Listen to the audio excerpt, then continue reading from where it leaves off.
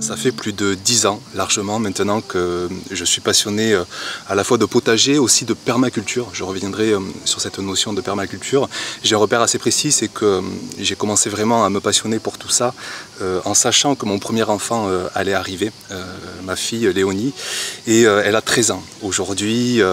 Donc voilà, je sais que ça fait plus de 13 ans que je m'intéresse à ça. Après, peut-être comme beaucoup d'entre vous, dans un premier temps, je m'y suis intéressé sans avoir encore de potager. Je me souviens très bien, j'allais à la médiathèque de la ville à côté, je prenais tous les livres existants et je me formais, je m'intéressais vraiment sur cette notion vraiment de permaculture à l'époque, plus que du simple potager. Et puis est venu le temps d'avoir un premier potager à la maison, la petite maison que j'avais à l'époque avec le petit terrain. Est venu ensuite un potager associatif, ce qu'on appelle un potager ouvrier, avec une parcelle de quasiment 100 mètres carrés. J'avais des étoiles dans les yeux et j'avais dû attendre quelques années sur liste d'attente d'avoir un potager associatif. Et puis ensuite est venu ce potager encore quelques années après, que vous voyez d'ailleurs sur la chaîne depuis, je crois que ça va faire 8 ans maintenant. Donc tout ce cheminement, j'ai rencontré beaucoup, alors on va appeler ça des erreurs, mais on peut appeler ça aussi des apprentissages parce que chaque fois on ressort grandi avec toute l'humilité qu'on se doit d'avoir quand on approche la terre, quand on approche surtout la terre par l'approche biologique. Là on est à 1000 lieues de l'agriculture avec des engrais de synthèse. On passe par le sol et d'ailleurs j'y reviendrai tout à l'heure, c'est une de mes erreurs, la sous-estimation de l'importance du sol. Mais la première erreur avec laquelle je vais commencer, ça va être au sujet de l'eau. J'ai tellement d'anecdotes à vous raconter, je ne sais pas pourquoi, mais je me suis lancé dans ce concept, tout ce système de la permaculture avec l'idée que ça allait être miraculeux au point de pouvoir se passer d'eau, se passer d'arrosage. Et les premières années ont été juste catastrophiques. Mais à un point comme vous ne pouvez pas imaginer, je vous raconte rapidement une anecdote, c'est qu'en potager associatif, eh bien, on a tout autour de soi d'autres jardiniers, d'autres parcelles. Et pour résumer, eh bien, en fait, c'était des oasis de verdure, une luxuriance totale de légumes un petit peu partout. Et j'étais le seul à avoir quasiment un désert. Mais vraiment, c'était assez honteux. Franchement, je me revois en train d'aller passer la tondeuse dans les fossés d'à côté, ramener des paillages au maximum, être plein d'énergie positive et ne surtout pas arroser. Parce qu'à l'époque, je vous répète, entre des graines peut-être que j'estimais un peu trop miraculeuses, entre des pratiques que j'estimais un peu trop miraculeuses, je me suis retrouvé avec une météo très sèche et des légumes évidemment qui ne voulaient pas pousser parce que le sans eau, et c'est pour ça que j'ai réagi assez violemment encore il y a 2 saisons par rapport à tous ces reportages à sensation sur le sans eau, sachant aussi, pour beaucoup discuter avec des chambres d'agriculture, des techniciens agricoles, des conseillers d'installation à maraîchage, aujourd'hui il y a beaucoup de gens qui s'installent en disant l'eau c'est pas un souci, je vais semer des graines qui résistent à la sécheresse, je vais faire de la permaculture et tout va bien se passer, l'eau c'est le dernier des soucis. Et vraiment, enfin, les gens vont à la catastrophe, surtout si vous êtes sous un climat sec où il n'y a pas suffisamment d'eau. Et je le dis maintenant depuis des années, ayant appris de ces erreurs, on va dire ça, l'eau c'est la vie, l'eau c'est la biologie, l'eau c'est le premier axe du potager biologique, et sans eau, vous n'aurez pas d'activité biologique, vous n'aurez pas de capacité pour les légumes à absorber des minéraux, il ne se passera absolument rien. Donc c'est pourquoi, toutes ces dernières années, vous m'entendez répéter sans cesse que l'eau est une des premières clés de fertilité essentielle, parce que j'ai pris des claques en plein dans la gueule, pour parler crûment. J'ai passé, j'estime, j'ai perdu 2, 3, 4 années à vouloir penser que faire du potager biologique sans eau, c'était possible, sauf que de la biologie, c'est de l'eau. On est de l'eau à 60, 70, 80%, les légumes, c'est 80% d'eau, les plants de légumes, c'est 80% d'eau, le sol, c'est 50% d'eau, enfin bref, l'eau est partout, et quand j'entends encore, il fait pousser des tomates sans eau, ce maraîcher fait du sans eau, je vous promets que chaque fois, je me retiens, je grince des dents, et j'en veux un petit peu aux médias et aux personnes qui s'amusent à faire de la sensation sur le sans eau. Donc de ces erreurs, je me permets de vous donner vraiment un conseil vital si vous débutez, si vous vous plongez dans la permaculture. D'ailleurs, je vais revenir sur cette notion de permaculture. ayez en tête que l'eau est le premier élément essentiel, que ce n'est pas forcément les cultures qui consomment le plus d'eau et que du coup n'importe quelle graine ne fera pas de différence parce que le premier besoin en eau vient du climat. Les plants ont besoin de transpirer, le sol, l'eau s'évapore et tout ça consomme bien plus d'eau, l'évaporation de l'eau dans le sol. La première consommation c'est par le soleil et non pas par les cultures. C'est pourquoi qu'une graine ou une autre ne changera pas la donne. Il faut combler ce que le climat évapore. Et quand on est dans des régions chaudes, sèches, qu'on veut se lancer en permaculture, on se doit de penser avant tout à cette ressource en eau. Alors ça me permet de revenir sur cette notion de permaculture, peut-être que vous vous en rendez compte, mais j'en parle pas trop sur la chaîne depuis quelques années, parce que je suis confronté un petit peu à cette caricature de permaculture sur les réseaux sociaux qui engendre beaucoup d'intolérance, qui engendre beaucoup de clichés, qui engendre beaucoup de méconnaissance aussi. Alors, est-ce que c'est parce qu'il y a des contenus qui sont simplifiés, qui amènent un petit peu d'erreur chez des gens?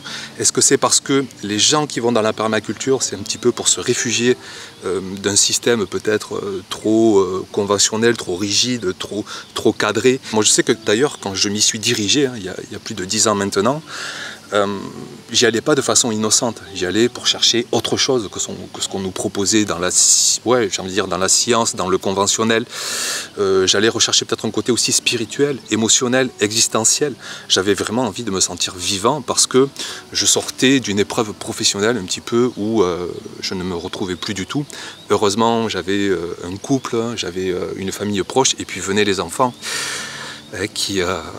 Chaque fois que je parle des enfants, vous m'entendez, j'ai la voix qui sanglote, mais bon ben là, évidemment, le côté existentiel ne se pose plus trop, on devient parent et ça va en fait avec le cheminement du potager, je crois que voilà quoi, le côté parent nous donne un sens à la vie extraordinaire. Mais donc je pense que je me suis plongé dans la permaculture aussi pour aller rechercher ce côté existentiel. Je m'y suis régalé, vraiment, j'ai retrouvé ce que je recherchais, à la fois un esprit communautaire, aussi une approche systémique, globale, qui sort un petit peu de la science, où dans la science il faut isoler les plantes une par une, il faut regarder sous le microscope, et dans la permaculture on a vraiment une vision beaucoup plus globale, qui est passionnante et qui peut amener aussi à des excès parfois, parce que quand on ne comprend pas tout, on peut vendre plein de vérités, j'en reparlerai tout à l'heure d'ailleurs, parce qu'en tant que créateur de contenu, ça m'a ouvert les yeux aussi sur des dérives assez marquées de la permaculture, mais ça fera partie de la 5e erreur dont je vous parlerai tout à l'heure. Donc la permaculture, je n'en parle plus trop parce que j'en ai un petit peu marre de me retrouver sans cesse confronté à des clichés, c'est-à-dire que je verse un arrosoir, je me fais traiter d'idiot parce que j'arrose, je passe un coup de grelinette, je me fais traiter d'idiot parce que je travaille mon sol, je découvre une parcelle pour semer, je me fais traiter d'idiot parce que je ne paille pas. Enfin, vous voyez des concepts très rigides. J'y reviendrai tout à l'heure, je pense que ça a une explication. Et ça, on ne le retrouve pas quand on parle de potager. Le potager est beaucoup plus... Enfin, l'approche par le nom de potager est beaucoup plus tolérante, en fait. Donc, du coup, peut-être par aveu de faiblesse, j'ai mis le mot permaculture de côté. Et puis peut-être aussi que je ne corresponds pas au permaculteur modèle, c'est-à-dire que moi, je suis quand même un homme de société, je ne cours pas après l'autonomie. Je vois beaucoup les choses positives de la société. Je me sens libre, je me sens quand même en sécurité, je me sens émancipé. En tant que créateur de contenu, je trouve que j'ai une liberté folle. Enfin, je trouve qu'il y a beaucoup de choses positives sur lesquelles je ne veux pas être aveuglé. Et donc, voilà, peut-être que la permaculture ne me correspond pas complètement, même si, intimement, de façon privée, je continue de dévorer à fond cette inspiration de la permaculture. Donc voilà pour ces premières erreurs. Je passe maintenant à la deuxième erreur. Alors je me suis noté tout ça. Ça a été par rapport au paillage. Alors là aussi, je ne sais pas pourquoi, je ne sais pas si j'ai mal appris les premières années, je ne sais pas si... ouais, je pense que vous savez, il y a cette courbe de l'apprentissage où au début, on monte sur un sommet, on croit tout savoir, après tout s'écroule, et puis après, avec humilité, on apprend pas à pas, en se disant, au début, je faisais n'importe quoi. Et donc, je me souviens au début, je pensais que le paillage allait faire des miracles. Je balançais du foin, je balançais de la paille, et en fait, mon potager était magnifique, vraiment une couleur dorée de foin, paille, bois, beaucoup de l'école du carbone, on appelle ça. Il n'y avait pas de légumes. en fait. Il n'y avait pas de légumes, il n'y avait rien qui poussait. Et je me disais, mais qu'est-ce que tu as fait de travers? Je ne comprends pas. Tu as mis de la paille, tu as mis du foin et il n'y a rien qui pousse. Et c'est après, donc, en approfondissant, en continuant, en me servant peut-être de ces erreurs, que j'ai compris que les clés de fertilité, qu'en fait, que les légumes ne mangent pas du foin, ne mangent pas du carbone, ne mangent pas de la paille, ne mangent pas du broyat. Tout ça, c'est ce qu'on appelle l'école du carbone. Et le carbone est destiné au sol.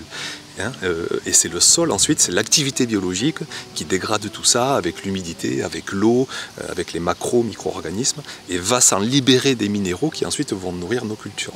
Et comme moi j'avais un sol un peu sec, j'avais une activité biologique qui était quasi inexistante, je mettais de la paille par-dessus, du foin, du broyat, et évidemment il ne se passait rien, enfin c'était vraiment du grand n'importe quoi.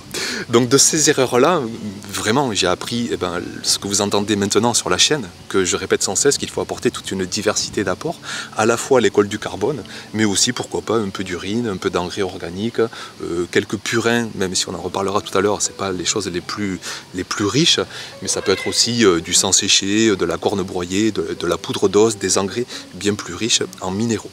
Donc, grosse erreur à mes débuts, ne raisonner que par le carbone, que par le sol, en ayant un sol qui était improductif. Donc vous vous doutez bien que là, vraiment, j'allais au chaos. Et c'est pourquoi, sur ma parcelle associative, j'avais des résultats catastrophiques.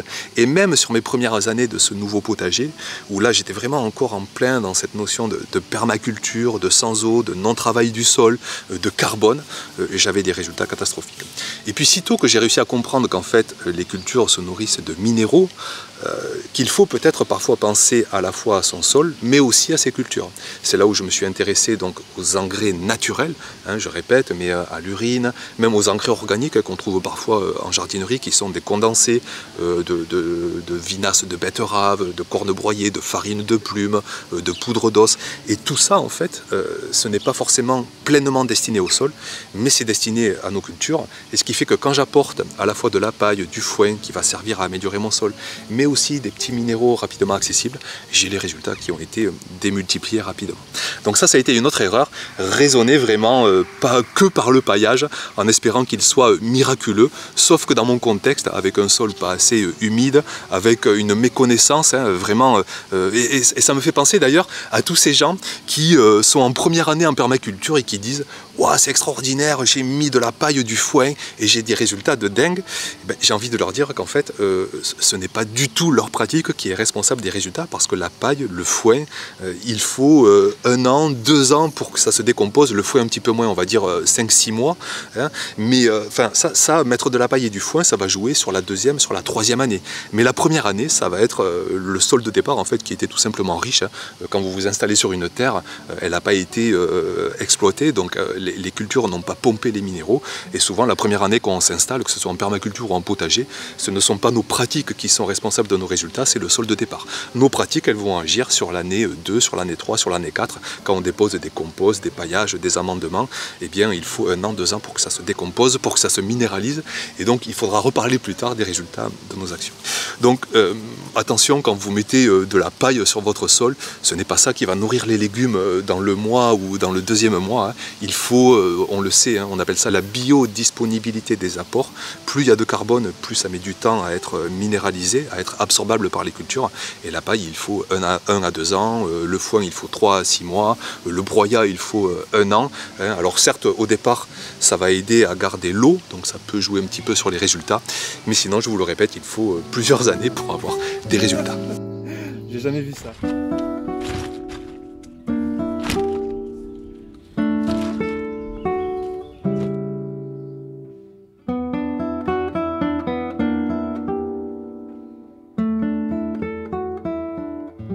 Troisième erreur maintenant que je me suis notée, c'est de sous-estimer totalement l'importance du sol, l'importance de la terre sur laquelle j'allais déposer mes matières organiques, que ce soit foin, paille, compost, broyat. Je me disais vraiment, voilà, tu vas déposer tes apports et comme le miracle qui va se passer, la magie de la permaculture, et tu vas avoir des résultats de dingue. Sauf que on ne peut pas avoir de bons résultats en déposant de la matière organique si on n'a pas un sol en dessous qui est grouillant, qui est humide, qui est meuble. C'est ce que j'appelle moi maintenant l'estomac. Je vous en ai parlé là aussi ces dernières années. Tout ce que je vous dis en fait, c'est issu de mes erreurs d'il y a 10, 8, 7, 6, 5 ans. C'est-à-dire, je prends souvent d'ailleurs le parallèle du bébé et du steak haché. C'est-à-dire qu'un nourrisson, si vous lui donnez un steak haché, qu'on va assimiler à de la matière organique, ben, le nourrisson, il va être là, il va pas pouvoir avaler le steak haché parce qu'il n'a pas de dents, il a un estomac encore très peu développé, donc il va finir par mourir si on ne lui donne rien d'autre. Et le steak haché, lui aussi, va finir par mourir parce qu'il n'aura pas été valorisé par un estomac. Et au contraire, si vous donnez un steak haché à quelqu'un d'adulte, vous me donnez un steak haché, je vais le dévorer, je vais en tirer de l'énergie, et le steak haché va être valorisé par mon estomac. Et bien en fait, c'est ça l'erreur que j'ai fait les premières années, c'est que j'ai déposé un steak haché sur un sol mort, même pas nourrisson, vraiment quelque chose de mort, tassé, argileux, calcaire, caillouteux. Et comme toute matière organique a en elle ce qu'il faut pour se décomposer une fois qu'elle est morte, et bien qu'est-ce qui se passe? Les matières organiques se décomposaient d'elles-mêmes, finissaient par se volatiliser, par se faire lessiver, et mon sol ne s'améliorait jamais année après année. Je me souviens déposer des quantités de brouettes, de remorques, si je savais l'énergie que j'ai dépensée avec ma brouette, avec ma remorque, avec à ramener sur le terrain, mais j'y ai passé des tonnes et des tonnes de matière organique. Et les premières années, mon sol, chaque saison suivante, n'avait aucune amélioration. Je me disais, mais c'est pas possible, mais qu'est-ce qui se passe? Parce que j'amenais ma matière organique sur un estomac qui n'était pas présent. Et donc, ce que j'ai fait, eh bien, j'ai commencé à travailler un peu mécaniquement mon sol. J'ai commencé à jouer de la grelinette, du croc, du râteau. J'aurais même pu passer un coup de motoculteur pour y aller plus brutalement, incorporer les composts, incorporer les premiers apports, pour en fait lancer la machine de la permaculture, lancer la machine du sol vivant, et ensuite de moins en moins travailler mon sol. C'est ce que je fais aujourd'hui, en ayant vraiment cette conscience-là, d'avoir à la fois un sol humide, meuble, oxygéné. Une fois que j'ai toutes ces options, je peux déposer de la matière organique sur mon sol sans trop le travailler, sans trop incorporer.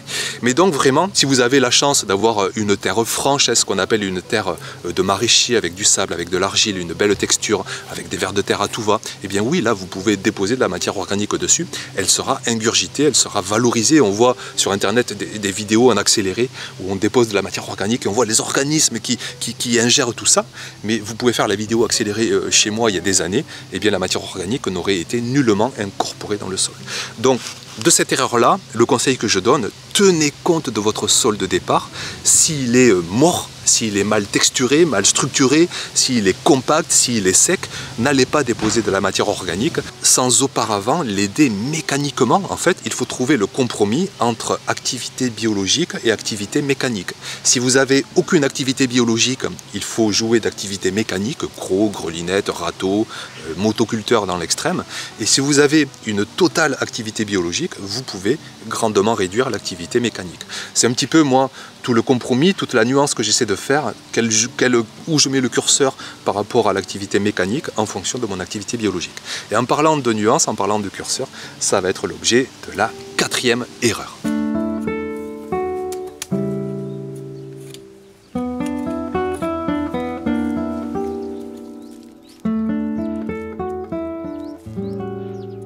Alors la 4e erreur que je me suis notée, je vous la lis mot pour mot, c'est d'être tombé dans la marmite de la permaculture en manquant complètement de nuances. Que ce soit travail du sol, non travail du sol, arrosage, non arrosage, paillage, non paillage, taille, pas taille, engrais, pas engrais, grain F1, pas grain F1.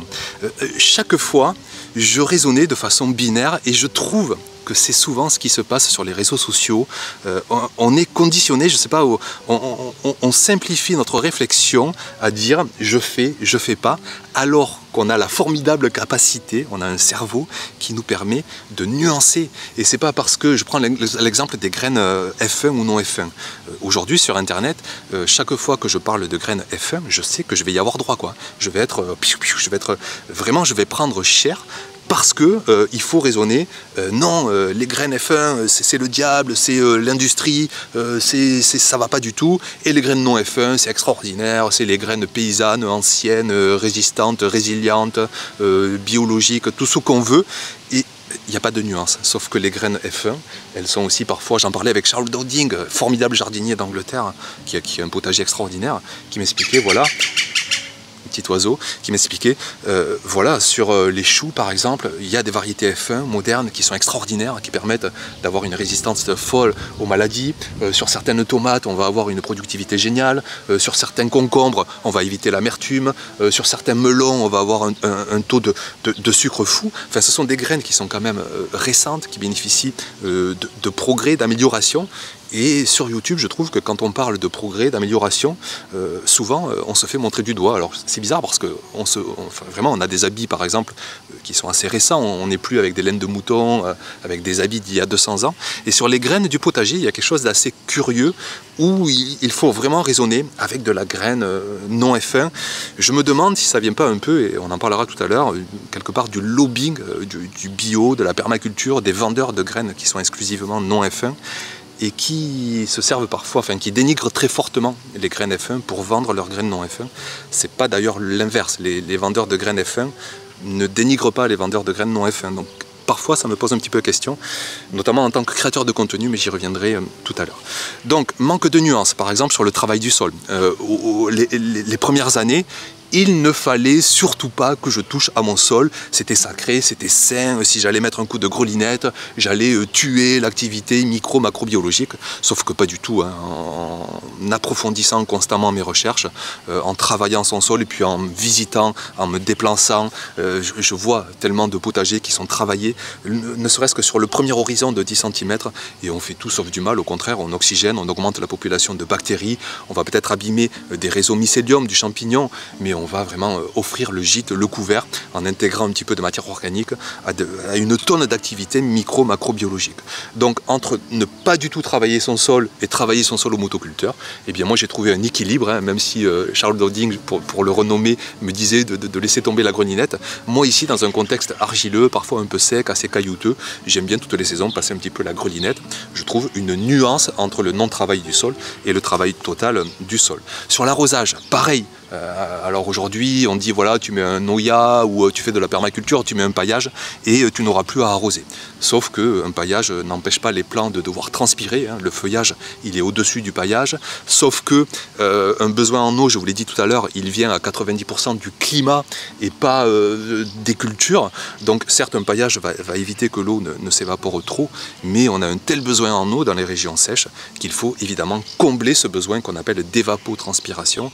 Et il faut trouver là aussi la bonne nuance. Et puis, à vrai dire, sur l'eau, enfin moi c'est comme pour un bébé, hein, je ne vais pas m'amuser à le priver d'eau, au contraire je vais être au petit soin, à apporter vraiment l'eau qu'il faut pour que la biologie du sol, pour que les cultures soient bien portantes. Moi je ne fais pas un potager pour le priver, pour le stresser, pour m'amuser à manquer d'eau. Donc là, le rôle du jardinier, c'est de capter la moindre goutte d'eau, de maximiser la moindre goutte d'eau dans son sol en apportant du carbone, en ayant un sol éponge, en ayant du paillage, en mettant quelques ombrages, pour vraiment faire en sorte d'avoir un sol constamment humide et trouver la bonne nuance en fait entre arrosage à tout va et le zéro arrosage.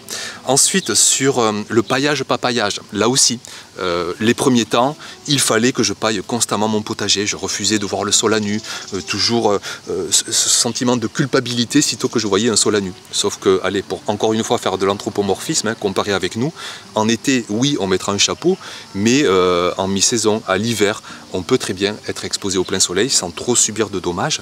C'est un petit peu ce qui se passe pour le sol. Moi, je dépaille en fin d'hiver, au début du printemps, pour réchauffer le sol, pour l'aérer, pour le travailler un petit peu, pour semer facilement. Trouver là aussi la bonne nuance entre la praticité pour bien semer, entre le fait de savoir aussi qu'un paillage est important pour nourrir le sol, pour le protéger du soleil. Donc j'en remets très vite, hein. Vous me voyez là dès le mois de mai-juin, je repaille là en ce moment. L'ensemble de mon potager est quasiment bien paillé, mais il va se faire manger, dévorer, hein, parce que maintenant j'ai un sol qui est capable de dévorer le paillage, et je remettrai avec parcimonie, et parfois je laisserai la terre à nu, aussi pour l'ail, pour l'échalote, pour les oignons, je dépaille un petit peu parce que ça se fait vite pourrir. Enfin vous voyez là aussi de la nuance sur ma notion de paillage, alors qu'au début c'était vraiment paillage, paillage, paillage à tout va, et d'ailleurs depuis entre temps j'ai fait des vidéos pour vous expliquer un petit peu cette nuance que j'ai trouvée sur le paillage. Sur l'engrais, là aussi, l'engrais comme les graines F1, la première fois que j'ai parlé d'engrais sur ma chaîne, j'y suis allé un petit peu en apnée parce que je savais très bien que le mot engrais, et je l'entends encore dans les reportages grand public, il fait de la permaculture sans jamais utiliser d'engrais. Sauf que le mot engrais, en fait, ça veut dire qu'on apporte une richesse nutritive à son sol, un concentré de richesse. Si on apporte de la poudre d'os, c'est un engrais. Si on apporte du sang séché, c'est un engrais. Si on apporte du patin kali, qui est de la poudre de roche naturelle, c'est un engrais. En fait, dans le monde des engrais, il y a les engrais de synthèse, que là c'est clair, je le refuse parce que c'est une approche assez chimique. Enfin, tout est chimie, mais c'est une approche de synthèse. Il faut du pétrole pour faire ces engrais. C'est de la perfusion, il n'y a absolument rien pour le sol. Mais dans les engrais organiques qui viennent du vivant, végétal, animal, hein, je répète, les cornes, les sangs, la poudre d'os, les engrais végétaux aussi, hein, puis aussi les farines de plumes, même notre urine, hein, même s'il y a beaucoup d'eau, mais c'est aussi un engrais. Donc ces notions d'engrais sont essentielles, et entre dire « ah, je ne mets pas d'engrais », non, attention, nuance, on peut utiliser des engrais organiques qui sont évidemment autorisés en bio puisqu'ils viennent du vivant, et donc pourquoi pas de temps en temps, si on voit qu'il y a une carence en azote parce qu'on n'a pas apporté assez de compost, qu'on a apporté trop de carbone hein, qui mange de l'azote, on peut apporter un peu d'urine, un peu de sang, un peu de poudre d'os, un peu de patin kali. Moi par exemple cette année, je vous l'ai montré dans une dernière vidéo, j'ai un problème d'assimilation de magnésium parce que j'ai une terre trop calcaire qui bloque le magnésium. Eh bien le patin kali offre une disponibilité à la fois en soufre, en magnésium, et on m'a conseillé pour la saison prochaine de l'utiliser. Donc peut-être que vous me verrez à faire des comparatifs, à faire des tests avec cet engrais minéral naturel qui n'est pas de synthèse et qui me permettra peut-être d'augmenter mes récoltes.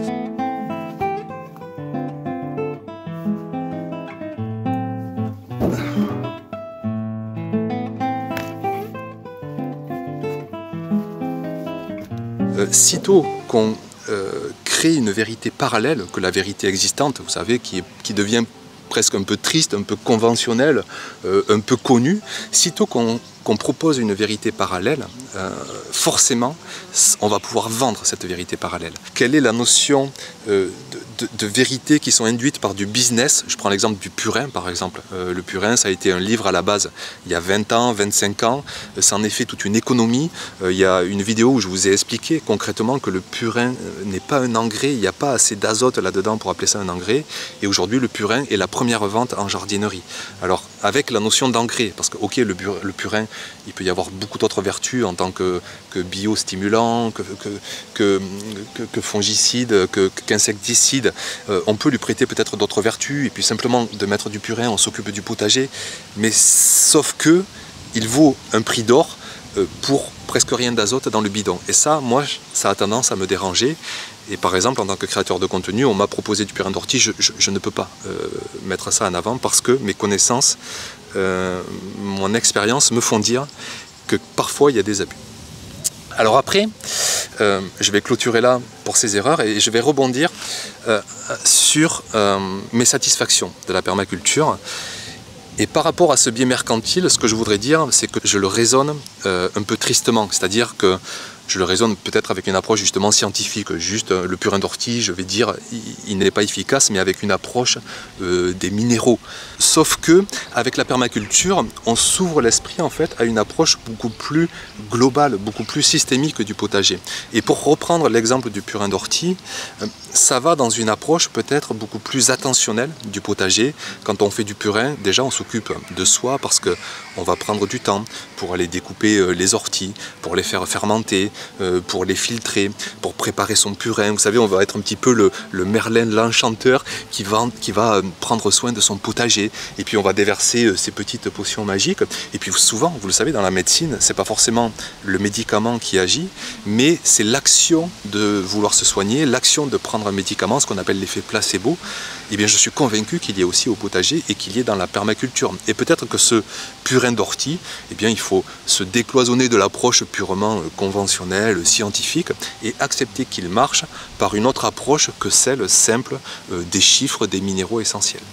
Et c'est là-dessus où moi quand même je trouve une satisfaction dans la permaculture, c'est que tout comme avec les enfants en étant parent, je me sens vivant dans mon potager, c'est parfois un peu le bazar, c'est parfois improductif, c'est souvent même pas droit du tout, mais je trouve une existence folle. Je mets mes 5 sens là à pleine ébullition, que ce soit le toucher, l'odorat, le goût, le visuel. Et ça, mon approche par la permaculture m'aide. Je la nuance toujours avec une approche scientifique, une approche de connaissance, une approche de formation, mais j'aime de temps en temps croire aux énergies, alors je ne suis pas croyant à un Dieu en tant que tel, mais croire à l'inconnu, croire à des forces, croire à l'attention, croire à l'amour tout simplement qu'on peut donner à soi, aux autres et à son potager. Et là-dedans, la permaculture est une énorme satisfaction parce qu'elle comble ce que je ne retrouve pas dans la science qui est un peu froide, qui est un peu conventionnelle, normée, cloisonnée. Donc c'est pourquoi mon potager est un mélange à la fois de bazar, mais un bazar très existentiel dans lequel je prends énormément de plaisir.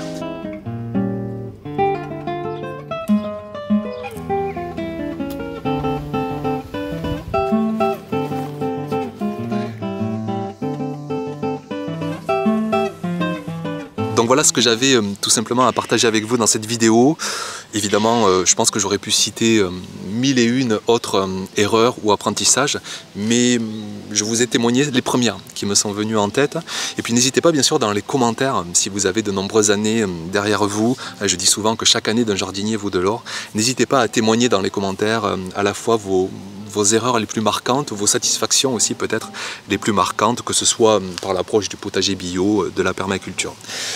Voilà, je vous remercie pour votre attention, comme à l'habitude, d'être passé par ici. Et puis, je vous dis à très vite pour une prochaine vidéo. À bientôt, ciao!